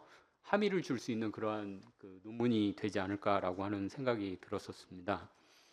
그리고 그 뭐 이미 앞으로 이렇게 해 나갈 것이다라고 하는 부분이 있어서 그런 부분을 이제 그 더 해주시면 될 것 같습니다. 아까 얘기하신 것처럼 이제 그 양자 관계나 다자 관계의 귀속 부분이라든지 아니면 그 협력 의제가 어떤 것이 있는지를 이제 검토하겠다라고 얘기를 하셨는데 그런 걸 검토하고 보면은 아까 이제 그 표로 제시를 해가지고 그 잘 보여주셨던 그러니까 이 공란으로 되어 있는데 다른 분들이 이건 이렇게 준비하고 있고 뭐 그 이건 조금 협력하고 있고 뭐 이렇게 얘기한 부분을 조금 더 이제 구체화 시켜가지고 이건 그 앞으로 어느 정도 진행될 것이다 혹은 그 이것은 지금 검토 중이지만은 안 될 것 같다. 뭐 이런 것도 이제 제시할 수 있지 않을까라고 이제 그 생각이 듭니다. 그리고 그 어떻게 보면 그 다자 외교적 측면에서 한국이 그 사이버 안보 협력에 있어서 아직 그 미진하다라고 하는 부분도 언급은 해주셨습니다. 그러니까 16페이지에 보면 이제 미국이 설정한 부채살 전략의 동아시아 국제 전략 틀에서 아직 그 벗어나지 못해서 그렇다라고 이제 지적을 해주시고 있는데 뭐 그런 내용을 이제 조금 더 확장을 시켜가지고 그 본문 앞부분에서 이제 언급을 하면서 그러한 부채살 전략의 틀에서 벗어나서 우리가 독자적으로 필요한 부분이 뭔가를 또 제시를 해주시면 이 논문에서 얘기하고 있는 사이버 안보 글로벌 리더십을 확보한다라거나 아니면 이 행위 국가의 책임을 물어서 적대 행위를 할 수 있는데 우리가 뭔가 기여를 할 수 있는 그러한 것들을 이제 하는 그러한 협력이 가능할 것이다라고 하는 걸 제시하는 논문으로 발전할 수 있지 않을까라고 하는 생각을 하면서 읽어봤습니다. 이 상대적으로 많은 사이버 협의체들이 있는데 그 협의체들을 잘 정리를 해주셔가지고 저는 이제 읽으면서 이런 활동들이 많이 있구나라고 하는 걸 배울 수 있어서 참 좋았습니다. 근데 이제 아까 말씀드린 것처럼 학술적인 논문으로서 퍼블리시 그러니까 이제 이게 학술적이지 못하다라고 하는 게 아니라 이제 두 분 저자께서 처음에 의도했던 그러한 내용을 다 담으려고 하면 그런 쪽으로 좀 수정을 해주시면 될 것 같다라고 말씀을 드리고 저는 이제 토론을 마치도록 하겠습니다. 감사합니다. 네, 감사합니다. 모진 선생님 좋은 토론 잘 들었습니다. 자, 다음은 우리 이시간 선생님. 네. 오늘 김수현 박사님 MD 관련돼서 굉장히 흥미롭게 제가 잘 읽었습니다. 그리고 또 일본의 전문가이시자 또 굉장히 귀한 해양안보 전문가를 만난 것에 대해서 굉장히 기쁘게 생각합니다. 몇 가지 김수현 박사님께서 사실 제시하셨던 거는 위협 인식의 변화가 MD 체계 구축을 좀 촉진한다 그런 분석들이 저는 개인적으로 굉장히 설득력 있는 접근이라고 생각을 합니다. 특히 이제 여기 논문에서 말씀해 주셨던 것처럼 일본이 이제 1990년대 동남아시아 뭐 해적 문제나 이렇게 다양한 위협, 그다음에 2000년대 센카쿠 열도를 비롯한 뭐 중국과의 여러 가지 갈등 이런 것들을 계기로 해서 해양에 대한 인식을 경제적 이용에서 어떤 종합적인 관리로 전환했다라는 그런 분석들이 위협 인식과 정책 변화 간의 그런 관계를 잘 보여줄 수 있다라고 봅니다. 그리고 사실은 이러한 패턴이 뭐 일본에만 국한된 것이 아니라 다른 주요국들이 MDA 체계를 발전했던 과정에서도 일관되게 나타나고 있다고 보는데요. 아까 이제 박사님께서 발표관에 말씀해 주셨던 것처럼 미국 같은 경우도 사실 MDA가 2000년에 이제 그 콜 구축함 그런 폭탄 테러, 그다음에 이제 9.11 테러 이후에 이제 WMD 확산 저지를 위해서 안보적 측면에서 이제 본격 도입이 됐던 것이고, 영국의 경우에도 사실은 2019년에 설립됐던 합동해양안보센터가 브렉시트 이후에 이제 영국이 독자적인 해양안보 역량 강화할 필요성 그런 것들을 인식했던 결과물로 볼 수가 있고요. 또 호주 같은 경우도 해양국경사령부가 2005년에 원래 이제 그 합동해상보호사령부라는 것이 창설됐던 거가 2015년에 현재 그 해양국경사령부라는 것으로 이제 개편되면서 이름이 바뀌었는데, 그 2015년 전후의 그 시기를 보면 중국의 해양 진출이 본격화되면서 호주가 인태 지역에서 어떤 위협을 새롭게 인식하기 시작했던 그런 시점과 굉장히 일치합니다. 그런 걸로 보면 이제 일본과 이제 뭐 이런 여러 가지 다양한 국가들의 사례에서 공통적으로 나타나는 패턴을 보면 위협 인식이 변화가 되면서 제도적으로 대응을 하게 된다라는 그런 건데, 결국에는 뭐 9.11 테러라든지 뭐 해적이나 뭐 여러 가지 다양한 비전통적 위협의 증가라든지 뭐 중국의 해양 진출 같은 그런 구체적인 어떤 위협 사건이 발생을 하게 되면 해양에 대한 인식이 단순한 이제 경제적인 이용 공간에서 뭔가 종합적인 안보 관리의 대상이라는 어떤 해양에 대한 인식, 그리고 위협 인식 이런 것들이 변화하게 되고, 이에 따라서 뭐 MDA 조직이 신설된다든지 법적 기반이 마련된다든지 예산이 확대되는 같은 그런 제도적 대응의 어떤 체계화가 이루어졌다는 공통점을 좀 볼 수가 있을 것 같습니다. 그런 측면에서 오늘 박사님께서 이제 말씀해 주셨던 신고전적 현실주의라는 그런 틀로 이론적 틀을 분석하신 내용이 굉장히 여러 가지 현실의 사례에서 와 굉장히 일치한다라는 점에서 굉장히 설득력이 높다고 저는 개인적으로 생각을 합니다. 하지만 이제 관련해서 한 가지 좀 그런 측면에서 이렇게 여쭙고 싶은 것은, 이제 한국도 사실 뭐 비록 속도는 좀 느리지만 빠르진 않지만 MDA 역량을 이제 크게 강화하려고 추진을 하고 있습니다. 해양경찰청도 사실 2019년부터 미래 발전 전략에서 MDA를 굉장히 중요한 기관의 발전 전략으로 설정을 하면서 조직 개편도 단행을 했고, 해군도 지금 MDA를 핵심 사업으로 준비를 하면서 작년에 이제 MDA 발전 계획을 이제 수립을 했습니다. 그리고 이제 해군, 해경 다 이제 비군사 정보를 다루는 한국형 정보융합센터, 그다음에 군사 정보를 다루는 MDA 센터 이런 것들을 지금 추진을 하고 있습니다. 그러면 이제 박사님께서 보실 때 신고전적 현실주의 이런 위협 인식의 변화로 한일 비교를 굉장히 설득력 있게 설명을 해주셨는데, 그런 관점에서 조금 더 확장을 해본다면 지금 한국의 최근 MDA 구축의 움직임은 어떠한 우리가 위협 인식이 변화한 것인지, 아니면 좀 더 근본적으로는 어떠한 안보 환경의 변화가 이런 위협 인식을 뭐 변화시켜서 이렇게 MDA를 촉진했다라고 보시는 것인지, 그런 것들이 조금 이제 개인적으로 궁금합니다. 왜냐하면 이제 그 아까 시간적인 제약으로 조금 발표가 잘 구체적으로 되진 않았는데, 한국 그 과거 사례에서 보면 한국이 과거 이제 당시에 일본과 달리 좀 한국의 MDA 구축을 지연시켰던 것이 북한 위협 그리고 중국과의 관계라는 그런 구조적인 제약이었었는데, 사실 그런 구조적인 제약 요건은 지금도 여전하거든요. 북한의 위협이라든지 중국과의 관계. 그리고 또 영내 비전통적인 해양안보 위협이 뭐 크게 확대되었다라고 보기도 사실은 어렵다고 보이는데, 그렇다면 이제 한국이 MDA를 이제 과거와 달리 빠르게 추진하도록 촉발한 것이 그러면 중국에 대한 위협 인식의 변화인 것일지 어떻게 보시는지 좀 개인적인 의견이 궁금하고, 이런 문제는 사실은 이제 박사님께서 제시하셨던 이론적 틀의 설명력 과 어떤 적용 범위를 조금 더 명확하게 이해를 하고 한국의 해양안보 미래 전략 방향을 좀 전망하는데 도움이 될 것 같아서 여쭤봅니다.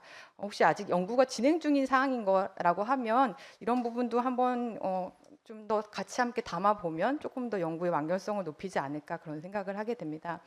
그리고 MDA에 대해서 조금 하나 덧붙이면, 우리 이제 뭐 세션의 이름이 사이버 안보와 미중 기술 패권 경쟁이라는 건데요. 그래서 MDA가 사실 단순한 해양 감시 체계라는 걸 넘어서 오늘의 이제 세션 주제, 미중의 기술 패권 경쟁, 어떻게 보면 나아가서는 미중의 전략 경쟁과도 밀접하게 연결되어 있다라는 점을 좀 한 가지 덧붙이고 싶습니다.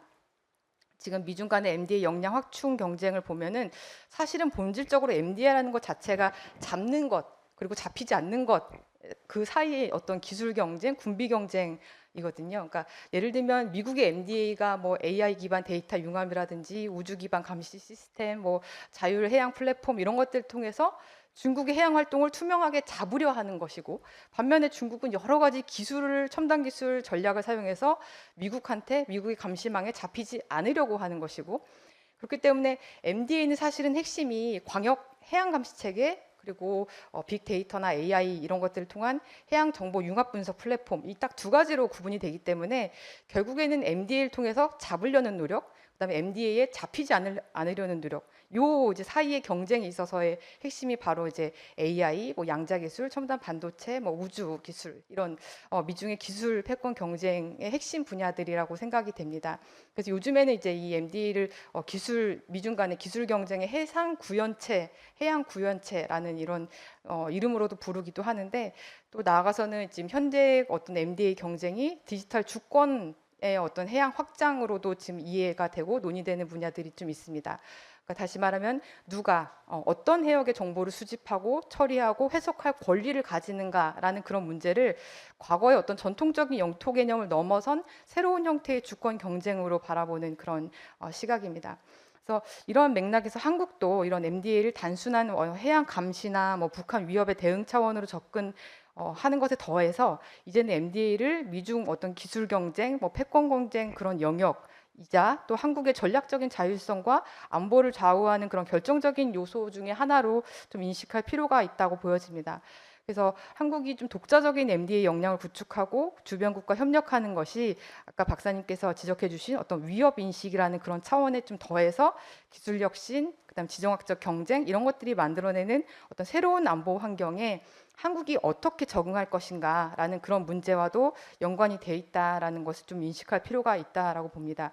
그래서 그런 포괄적 인식이 좀 확대가 된다라고 하면 박사님께서 말미에 좀 지적해 주셨던 우리 한국이 내부적으로 좀 추진 속도가 느린 그런 문제, 그다음에 어떤 해군과 해경 간의 어떤 뭐 잘 협력이 되지 않는 그런 문제들 그런 것도 좀 보완이 될 것 같고, 한국이 이거는 MDA 체계를 구축을 하면 뭐 일본과 뭐 동맹국가, 뭐 파트너국들과 MDA 협력을 왜 그리고 어떻게 해야 되는지 그런 방향성도 조금 더 분명해지지 않을까라는 그런 생각을 해봅니다.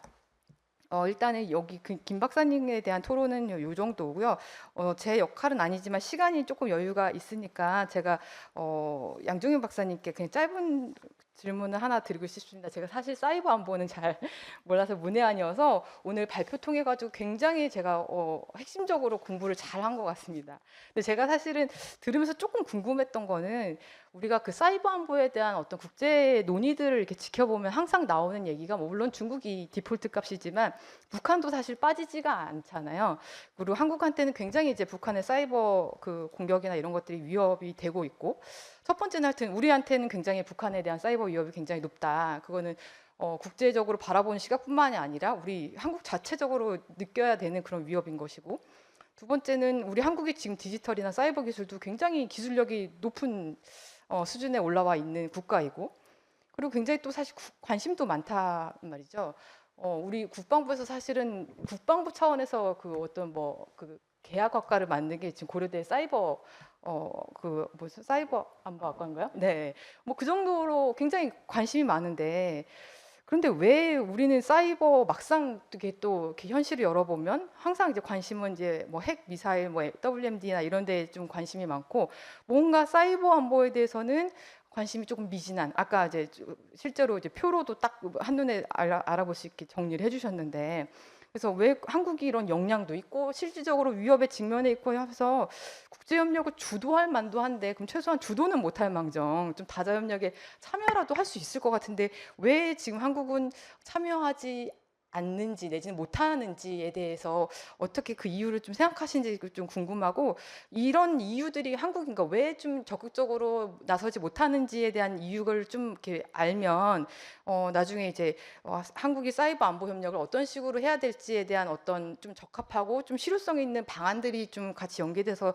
도출될 수 있지 않을까라는 생각에서 그런 걸 한번 여쭤보고 싶습니다. 이상입니다. 네, 이수경 선생님 감사합니다. 우리 학회 마지막 날 마지막 세션의 창밖 풍경은 한가한데 여기는 굉장히 뜨거운 것 같습니다. 시간을 더 드려야 되는 것 같은데.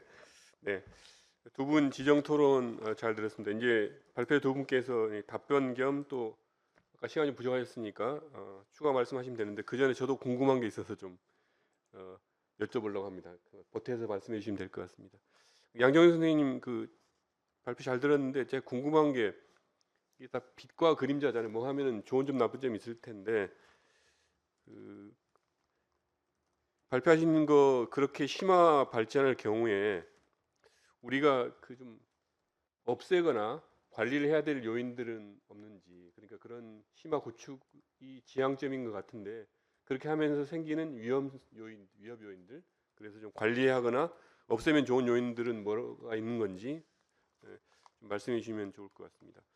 김승현 선생님한테는 그 MDA, 그러니까 이게 우리 이제 해군 해경은 이거 해양 상황 인식이라고 통상 쓰고 있고, 우리 김 선생님 발표하실 때 해양 공간 인식이라고 쓰시던데, 또 일본 사람들은 해양 상황 파악이라고 쓰는 모양이에요. 어쨌든 MDA, 이 MDA 구축에 대해서 좀 말씀하시고 이제 평가도 하셨는데, 그러면 생각하시는 그 구축의 그 단계 수준별 평가 지표라든지 혹시 있는 건지, 어느 정도가 이렇게 등급별로 또는 아니면 최종 목표치로 뭐 이론적이든 아니면 기존에 있는 국가별로 이렇게 등급 매기거나 분석하기 있는 건지 궁금해서 여쭤보고요.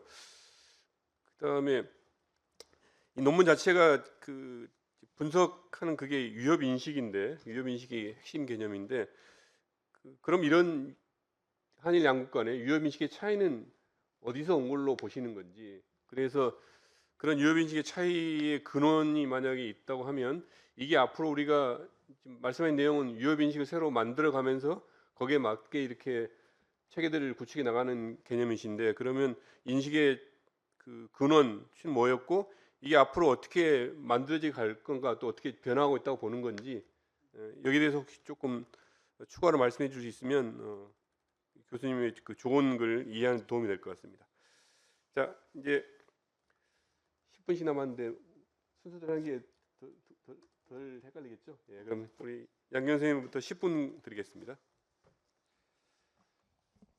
네, 모준영 교수님 정말 좋은 토론에 감사드립니다. 제가 그 다른 발제나 이제 토론이라든지 이런 발표를 하게 되면 보통은 그 시켜서 하는 경우가 많잖아요. 근데 이번에는 제가 하겠다고 해서 한 발표였는데 좀 고민됐습니다. 아무래도 다른 이제 그 업무들도 있고 그러다 보니까. 근데 오늘 나와서 모준영 교수님께 글을 보여드리고 이 코멘트를 받았다는 것만으로도 정말 2박 3일이 아깝지 않고 너무 잘 왔다는 생각이 들게 돼서 정말 좋은 코멘트에 감사드린다는 말씀을 드리고 싶습니다.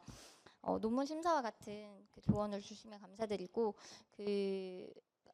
이 글을 이제 이종준 박사님하고 같이 쓰기도 했지만 사실 그 둘이 가지고 있었던 문제의식을 훨씬 더 넘어가지고 어떻게 써야 되고 어떤 부분을 채워 넣어야 되는지 발전 방향까지 말씀해 주셔서 정말 감사드립니다. 우선 처음으로 말씀 주셨던 그 제목이 내용을 반영하지 못한다는 부분은 저희가 같이 제목을 변경해야 될 것 같습니다. 그리고 사실 쓰면서 그 방금 이수경 교수님도 말씀 주셨는데 사실 그 좀 협력을 많이 하면 좋다라는 생각을 하고 있었던 것 같습니다. 근데 이제 토론을 들으면서 사실 그 자원과 예산이 굉장히 제한적이잖아요. 국가에서 투자할 수 있는, 어떻게 보면 사이버 안보 분야도 마찬가지고. 그래서 이거를 해야 되고가 아니라 저희가 무엇을 줄 수 있고 무엇을 받을 수 있고 어디에 적확하게 이런 자원과 예산을 투자해야 되고, 그런 쪽으로 조금 더 정교하게 글을 다듬어야겠다라는 생각이 들었습니다. 그리고 말씀하셨던 것 같이 이런 글이 조금 아직은 만약에 음식으로 본다면은 좀 이렇게 재료들이나 아니면 그것들에 대한 것들을 이렇게 펼쳐놓고서는 좀 이렇게 쉽게 소화하고 좀 받아들이기 어렵게 좀 분석이라든지 아니면은 그 구조화되지 않은 글인 것 같아서요. 좀 아직 죄송하기도 하고 그 말씀해 주셨던 방향으로 좀 이렇게 중요한 부분들 추출해서 가시적으로 보여드릴 수 있는 글로 좀 더 발전시키는 것으로 하도록 하겠습니다. 그럼 생각했던 것은 이제 사이버 안보가 그 UNGG에서 논의되고 있고 거기서 이제 11가지 의제들을 통해서 이제 보는 것들이 있는데 여기서 이제 나타냈던 뭐 국제법, CBM, CTI뿐만이 아니라 좀 다양화해서 각각의 의제들에 우리가 어떻게 들어갈 수 있고 어떤 협력을 할 수 있는지 그런 쪽으로도 이제 발전시켜야겠다라는 생각이 들었습니다. 그리고 그 미국 주도의 사이버 안보 협력이라고 해서 이제 미국을 중심으로 해서 보는 글인데 사실 트럼프 행정부 출범 이후에 미국이 어떻게 이제 사이버 안보 국제 협력을 할까라는 것에 대한 이제 아직 국가안보 전략도 안 나왔고 국가 사이버 안보 전략도 안 나왔다 보니까 그리고 미국 트럼프 정부 출범 전에 헤리티지 파운데이션에서 낸 프로젝트 2020 같은데 2025 같은데 보면은 사실은 사이버 안보 컨트롤 타워의 역할을 했던 C사를 해체하겠다라는 내용이 있었거든요. C사를 해체하고 사이버 안보의 임무를 교통부로 보내겠다라는 이야기도 있고 지금 DHS를 압박하는 것도 있고 그런 부분들도 있어서 만약에 조금 더 그를 발전시킨다면은 현재까지 좀 미국 주도의 시각으로 좀 넣어야겠다라는 생각을 했습니다. 그리고 각각의 이해득실을 따져봐서 이제 다자나 양자 협력에서 무엇을 취하고 버릴까라는 것도 이제 김승현 박사님 발표를 통해서 좀 생각하게 되었습니다. 그래서 그렇게 발전을 해야겠다고 생각을 했고요. 사실은 가장 중요한 미국의 동아시아 전략과 사이버 안보 전략을 융합해서 이 부분을 앞에서 이론적인 분석툴로 넣어서 이게 단지 정책 보고서가 아니라 학술적인 논문이 되어야 된다라는 말씀 새겨 듣고 글이 단순한 이제 정책 보고서가 아니라 좀 학술적인 의미가 있는 글로 나갈 수 있도록 그 부분은 꼭 노력하도록 하겠습니다. 감사합니다. 그리고 이수견 교수님께서 말씀하신 사실상 한국이 굉장히 큰 이제 북한의 사이버 위협을 받고 있고 이러한 북한 사이버 위협이 재래식 공격으로 지금 전이되고 있는 현재에 사이버 안보를 연구하고 이제 또 자원과 예산을 이제 많이 이제 배분하고 있는데도 왜 많은 국제협력이 되지 않고 있는가에 대해서 사실 좀 정말 중요한 말씀이신 것 같습니다. 그런데 이제 개인적으로 이제 실상 봤을 때 사실 이런 국제협력도 뭐 당연히 이제 국정원 국가사이버안보센터를 통해서도 하고 국방부도 이제 국방 분야끼리 하기도 하지만 사실 외교부에서도 많이 하는데 외교부의 인력과 자원이 굉장히 부족한 것으로 알고 있습니다. 그래서 사이버 안보에 대한 국제협력이 좀 어려운 부분이라고 생각하기도 하고요. 제가 뭐 최근에도 이제 캐나다 외교부랑 같이 일을 할 일이 있었는데 캐나다 외교부에 사이버 안보 관련해 가지고 메일을 보냈더니 부재중 메일이 회신이 왔는데 굉장히 흥미로웠던 게 자동 회신에 클라우드는 누구한테, AI는 누구한테, CTI는 누구한테 이렇게 한 4명 정도의 연락처가 오더라고요. 그 메일을 받는 순간 한 과의 사이버가 분과별로 나눠가지고 하는 사람이 최소한 5명은 있구나라는 생각이 드는데 저희는 과연 그럴까? 사실 그렇지 않다라고 알고 있거든요.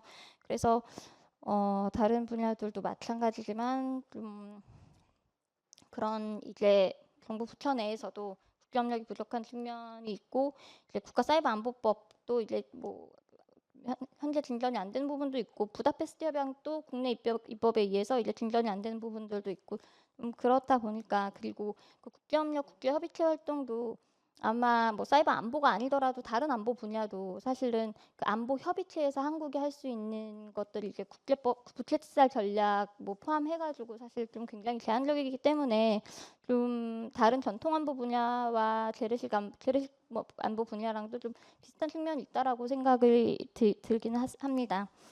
그리고 이제 김현일 교수님께서 말씀하신 그 협력에서 이제 없애거나 관리해야 되는 부분이 무엇인지는 이거는 제가 또 말씀을 통해서 이러한 프레임워크로도 봐야 되는구나라는 생각으로 접근해야 된다는 생각이 들었습니다. 지금은 사실 글을 쓰면서도 위협 정보 공유도 중요하고 뭐 최근에 뭐 공급망도 중요하고 뭐 다양한 분야들이 다 중요하다고 나오고 있습니다. 뭐 AI도 중요하고 부채널 분석도 중요하고라고 하고 있는데 그러면서도 이제 조금 더 덜 중요하다고 생각되는 거는 뭐 CBM이 중요하죠. 그 신뢰 구축 조치가 당연히 중요한데 그 부분에 대해서 뭐 조금 이제 뭐 부진한 것도 있고 UNGG에서 이제 뭐 활동을 했지만 사실상 뭐 실효성이 없다라는 분야도 있고 국제법에 대한 이제 국가 입장도 내야 되고 사실 해야 되는 분야들이 좀 많은데 네 그래서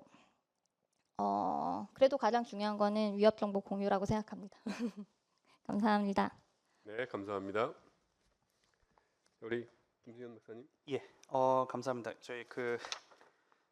특히 이제 이승현 교수님 정말 감사합니다. 제가 너무 이제 쓰고 있는데 이제 제가 사실 하고 싶었던 얘기가 이런 거였구나라는 거를 너무 정말 완벽하게 잘 정리해 주셔서 그래서 제가 다음에 이제 다른 데서 제 거 소개할 때 제가 생각한 것 마냥 잘 빌려서 쓰도록 하겠습니다. 그래서 이 위협 인식과 그리고 이제 다른 국가 사례 같은 것도 이제 확실히 넣어야 이제 위협 인식과 그에 대한 이제 제도적인 대응, 이제 국가 행위로서의 이제 제도적인 대응이라는 측면을 조금 더 멀리 그리고 이제 좀 더 이제 거시적인 측면으로 볼 수 있어서 굉장히 도움이 중요하지 않나. 도움이 정말 많이 되었습니다. 감사합니다. 그리고 이게 이제 제가 넘어야 될 가장 큰 그 질문 주신 게 이제 제가 규명해야 될 가장 큰 핵심적인 분야이긴 한데 이제 한국의 이제 위협 인식 변화에서 이제 뭐 북한보다도 오히려 이제 중국 쪽에 대한 위협 인식이 변화했는지 그러면 만약에 변화가 했다고 하면 언제 변화했고 그리고 전후로 어떻게 바뀌었는지를 이제 정확히 규명을 해야 되는데 이제 그거를 앞으로 이제 한국 국방백서랑 외교청서인가요? 외교백서 이제 열심히 읽어서 규명을 하도록 하겠습니다. 그리고 이제 굳이 이제 제가 힌트라고 해야 되나 이제 작은 힌트라고 이제 발견한 것 중에 하나는 이제 일본 같은 경우는 이제 중국에 대한 이제 대응이라고 해야 되나 이제 해양 공간에서의 국가 이익을 이제 좀 인식이 변화되기 시작한 게 2004년도에 이제 춘샤오 가스전 분쟁입니다. 2004년인데 2003년, 2004년, 2005년을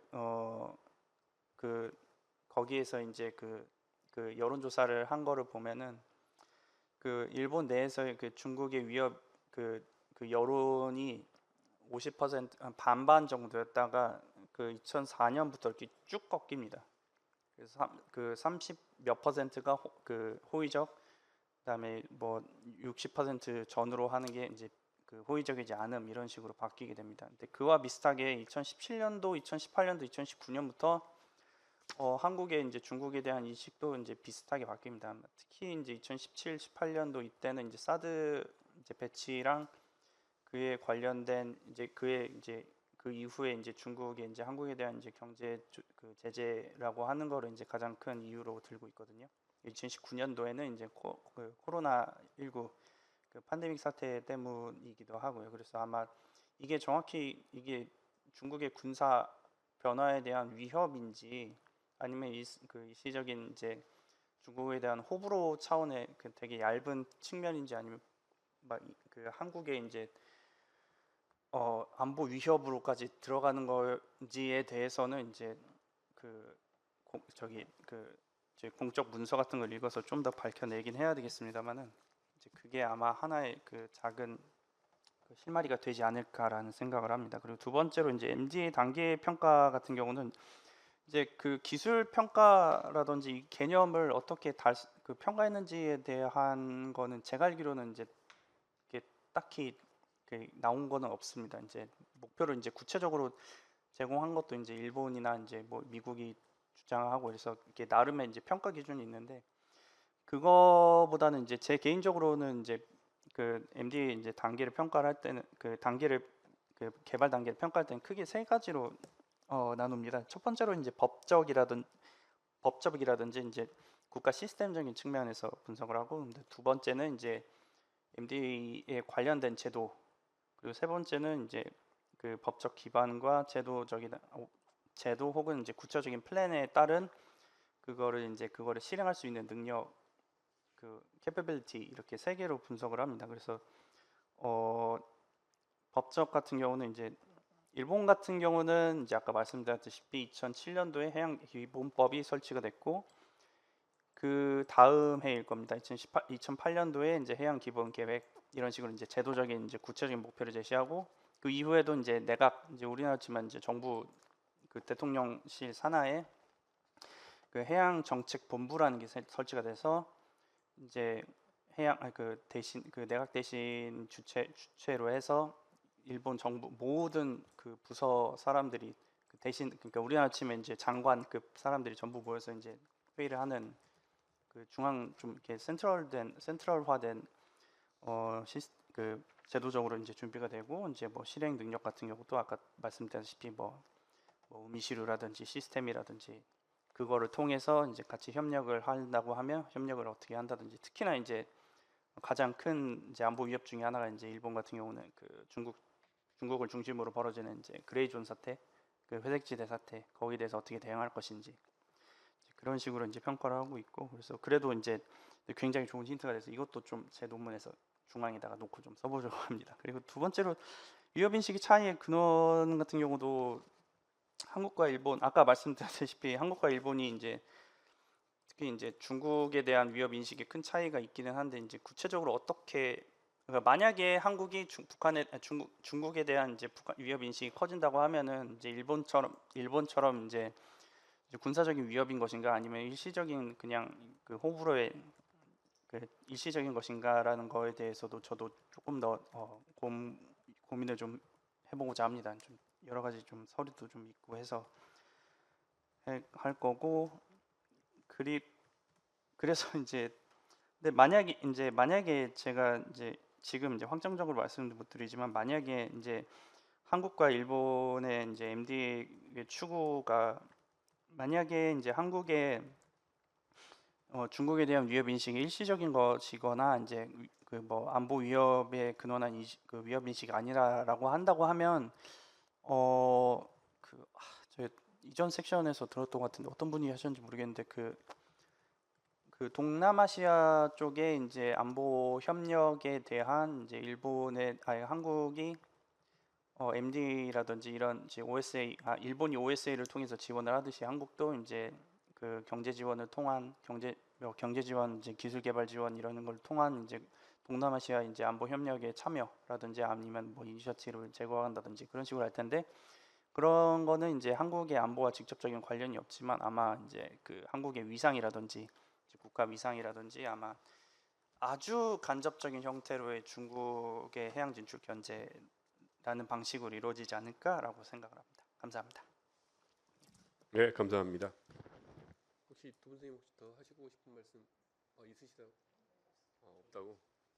없으세요? 아니, 손을 들길래 해병대는 손 드는 걸 잘하는데, 해병대 말 나왔으니까 이 앞에 보이는 곳이 우리 대한민국 해병대가 생기게 된 발상지를 저기다 세웠어야 되는데 사실 좋은 일은 아닙니다. 1948년 10월 19일인데 그 여순 사건 났을 때죠.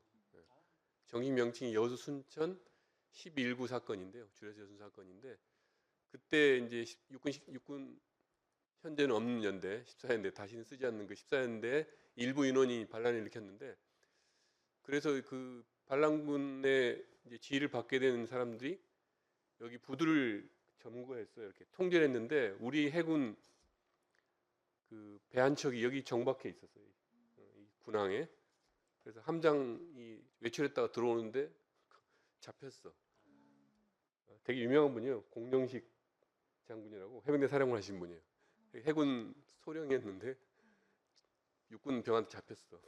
그래서 경찰서에 억류됐다가 이제 풀려났어요. 이제 그 아는 사람이 함장이 왜 계시냐고 그래서 그 부분이 겨우 탈출해서 배를 긴급 출항시키고 출항 직전에 막 뛰어오는 육군 연관장교 2명을 태워서 부산으로 간 게 여순 사건이 정부에 알려진 계기예요. 그래서 그때 그 사건 이후에 이제 여기서 배에서 함포하겠다고 했는데 그때 우리 해군이 우리 군이 이런 그 해병대 같은 부대를 갖고 있으면 이게 대응할 수 있겠다 이렇게 이제 생각하고 그걸 실체로 옮겨서 해군 없는 살림에 병력 염초를 해가지고 거의 그 비밀 위탁해가지고 겨우 승인받아서 이제 해병대를 만든 겁니다. 그게 49년에 만들었고 50년의 전쟁이 나서 이제 해병대가 제대로 큰 거죠. 말씀드린 이유는 보여서 말씀드린 거고 두 번째는 어떤 상황이 생겼을 때 그 상황을 어떻게 인식하고 거기에 대응하냐에 따라서 이제 그 조직이나 그 공동체 그 대응이나 역할이나 미래가 바뀌는 거죠. 그래서 우리가 귀에 되게 있긴 했는데 여기 사이버나 MD나 이게 귀에 익숙하긴 하지만 여기 정말 제대로 상황 인식하고 대응하는지는 또 완전히 다른 문제 같습니다. 그리고 그 본격 논의를 해도 보면 뭐 같은 방향의 논의가 되는 것 같기도 하지만 그 시작을 따져보면 방향이 틀려 보이는 것도 있고 그래서 이게 정말 학술 논의가 필요한 그런 자리고 그런 주제라고 생각이 들어서 오늘 두 분 발표도 제가 읽고 아주 공부를 많이 했고 또 토론하신 두 분 선생님도 아주 깊이 있는 지적을 해주셔서 제가 오늘 사회 얼굴에 맡았다가 공부를 많이 하고 합니다. 감사드립니다. 오늘 함께한 분은 많지 않지만 이게 우리 학회에서 해가지고 또 학회 유튜브로 다 공개된다고 하니까 또 많은 분들이 좋은 그 공부가 됐으면 좋겠습니다. 자, 이걸로 우리 사이버 안보와 미중 기술 패권 경쟁을 주제로 한 우리 국제정치학회 세션 마지막 세션 마치겠습니다. 감사합니다.